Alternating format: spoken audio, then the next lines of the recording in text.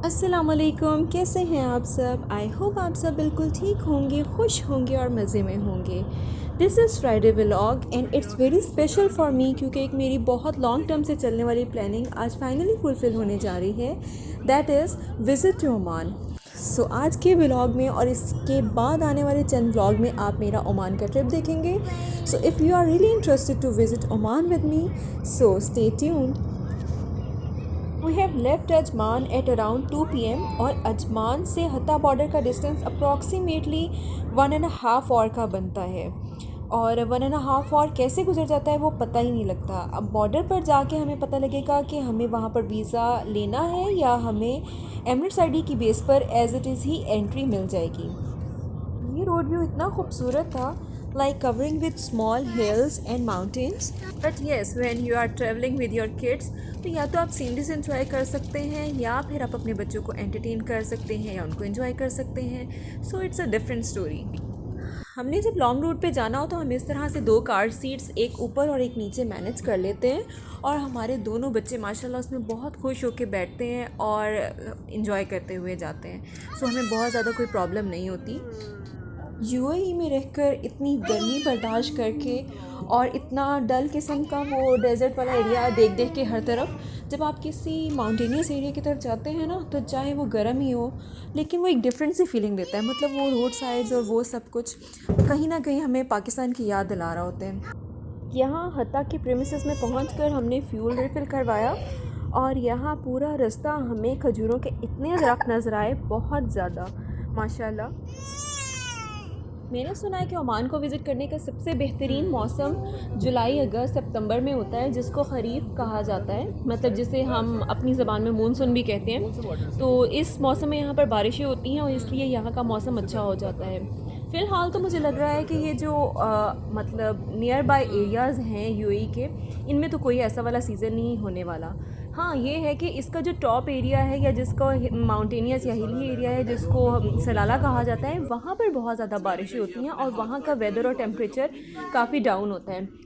So let's see हम वहाँ पहुँचते हैं तो हमें कैसा मौसम मिलता है। हत्ता के एरिया में भी काफ़ी ज़्यादा शॉप्स वगैरह मौजूद थी, लेकिन हाँ, अजमान से हत्ता के रास्ते में हमें पेट्रोल पम्प बहुत कम नज़र आए हैं। सो बेटर ऑप्शन यही है कि हम अपना रिफ्यूल जो है वो अपने प्रीवियस एरिया से ही फिल करवा के आएँ और आगे किसी एरिया पर डिपेंड ना करें।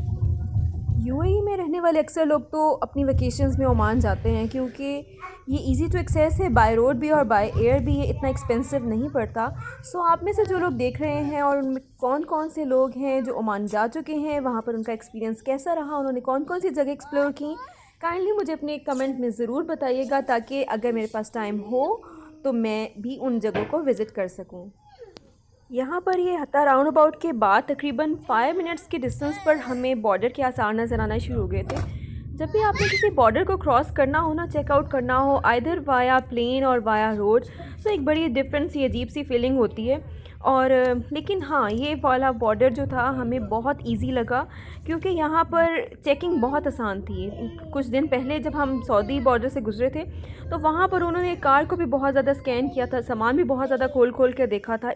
लेकिन यहाँ पर दुबई एग्ज़िट पर सबसे पहले हमने पासपोर्ट सबमिट करवाए और उन्होंने पासपोर्ट्स को वेरीफाई किया। जो ड्राइवर था उससे क्वेश्चंस पूछे कि जो सारे पैसेंजर्स हैं वो आइदर स्पॉन्सर्ड हैं या विज़िट वीज़ा पर हैं या यूएई के रेजिडेंट्स हैं। उन्होंने ये सब डिटेल्स ली और फिर उन्होंने गाड़ी के बारे में पूछा, गाड़ी के पेपर्स चेक किए और फिर हमें आगे जाने दिया।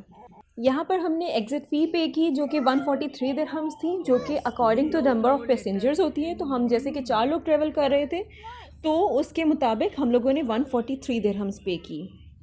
इन शॉर्ट आपने दिखाना है अपना पासपोर्ट, एमिरेट्स आईडी, अपनी कार का मुल्किया, इंश्योरेंस और अगर आपकी कार किसी और के नाम पे है तो उसका एनओसी। यूएई और ओमान के बॉर्डर के दरमियान बहुत थोड़ा डिस्टेंस था, जस्ट लाइक हमने 2 टर्न्स लिए और ओमान का बॉर्डर हो गया स्टार्ट। वहाँ पर पहुँचने के बाद भी सिमिलर वे में हमने अपना पासपोर्ट सबमिट करवाया। उन्होंने एग्ज़िट की स्टैम्प देखी और हमें कहा कि जो उनका ऑफ़िस मौजूद है इमिग्रेशन वाला, वहाँ से जाकर हम अपना वीज़ा और अराइवल ले लें, जो कि हमें 50 दिरहम्स पर पर्सन के हिसाब से मिला। और लें जी, हमारा ओमान का सफ़र हो गया है शुरू। आफ्टर एंटरिंग द ओमान, जो सबसे पहले आ रहा था पेट्रोल पंप, हम वहाँ पर रुके और वहाँ से हमने पता किया कि यहाँ के सिम कार्ड मिलता है कि नहीं, लेकिन वहाँ से सिम कार्ड हमें बहुत महंगा मिल रहा था। 1 GB हमें 4 रियाल्स का मिल रहा था और यहाँ का एक ओमानी रियाल यूएई के 10 दिरहम्स के बराबर है, तो वो हमें बहुत ज़्यादा एक्सपेंसिव पड़ रहा था। सो हमने सोचा कि हम कहीं आगे जाते हैं और वहाँ से सिम का पता करते हैं। रास्ते में हमें एक और चेक पॉइंट और चेक पोस्ट भी नज़र आई, जो आई गेस इनका ओल्ड वाला बॉर्डर था, लेकिन नया बन जाने की वजह से अब ये ऑपरेट नहीं होता। सबसे पहले हम पहुंचे इसके शहर सोहार, और सोहार पहुंचने के बाद हम फाइंड कर रहे थे कोई जगह या कुछ भी जहां से हमें मिल जाए सिम कार्ड। और यहाँ पर हमें वही लूलू, नेस्टो, वो सब हाइपर मार्केट जो हमें यूएई में नज़र आती हैं, यहाँ पर भी उसी तरह से नज़र आ रही थी। बहुत ज़्यादा ढूंढने के बाद हमें फिर पता चला कि हम लूलू हाइपर मार्केट के अगर अंदर जाएंगे तो हमें वहाँ पर ज़रूर सिम कार्ड मिल जाएगा। तो हम पहले देंगे सिम कार्ड, फिर हम खाएंगे कहीं से खाना और उसके बाद हम डिसाइड करेंगे कि हमने सोहार में स्टे करना है या फिर हम आगे जाएंगे मस्कत। रेस्टोरेंट्स, लोकल मार्केट्स और शॉपिंग सेंटर्स, ब्रांड्स डिफरेंट किस्म के हमें एग्जैक्टली वैसे ही नज़र आ रहे थे जैसे हमें यूएई में नज़र आते हैं। और फिर हमने सिम कार्ड लेने के बाद डिसाइड किया कि हम मंदी खाते हैं। तो मंदी खाने के लिए हमें एक रेस्टोरेंट नज़र आया, बैतुल यमनी मंदी, और यही रेस्टोरेंट वहाँ पर यूएई में भी मौजूद है, तो हमें इसका आइडिया था कि इसका टेस्ट अच्छा होता है। खाने के लिए हमने ऑर्डर की मंदी और चिकन ग्रिल, और अल्हम्दुलिल्लाह यहाँ का टेस्ट बहुत अच्छा था। और खाना खाने के बाद हमने डिसाइड किया, क्योंकि सोहार से मस्कत तक का डिस्टेंस जस्ट 200 किलोमीटर है, जो कि 2.5 आवर में मैक्सिमम तय हो जाएगा। So it's a better option कि हम मस्कत जाकर ही स्टे करें और वहाँ से ही अपने अगले दिन का आगाज़ करें।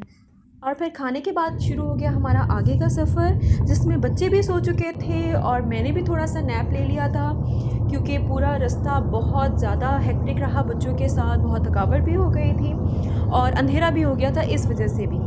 लेकिन यहाँ पर भी हमें रास्ते में बहुत सारी गिफ्ट मार्केट नज़र आई। जिस तरह हमें यूएई में 1 to 10, 1 to 20 दिरहम्स नज़र आते हैं, यहाँ पर 1 to 100 पैसा के हिसाब से हमें मार्केट्स नज़र आ रही थी। और जैसे जैसे मस्कत करीब आता गया, यहाँ पर पूरी रोड पर हमें बहुत ज़्यादा मार्केट्स हर चीज़ के लिहाज से नज़र आती रही, ऑफिसेस नज़र आते रहे। इसके बाद हमने लगाई होटल की लोकेशन। हमने होटल पहुँचकर चेक इन किया और वहाँ पहुँचकर थोड़ा सा फ्रेश हुए, रिलैक्स हुए, बच्चे थोड़ा इजी हुए, और उसके बाद हमने वहाँ पे करीबी जो मार्केट थी वहाँ से खाना खाया, और बस उसके बाद that's all for the day 1। अगर आपको आज का व्लॉग अच्छा लगा हो तो मुझे कमेंट बॉक्स में ज़रूर बताइएगा, और अगर आपके पास कोई इन्फॉर्मेशन है रिगार्डिंग ओमान तो मुझसे ज़रूर शेयर करें। अपना बहुत ज़्यादा ख्याल रखें, मुझे और मेरी फैमिली को दुआ में याद रखें, दूसरों की खुशियों में खुश हों। अल्लाह ताला आप लोगों के लिए हमेशा आसानी पैदा करे।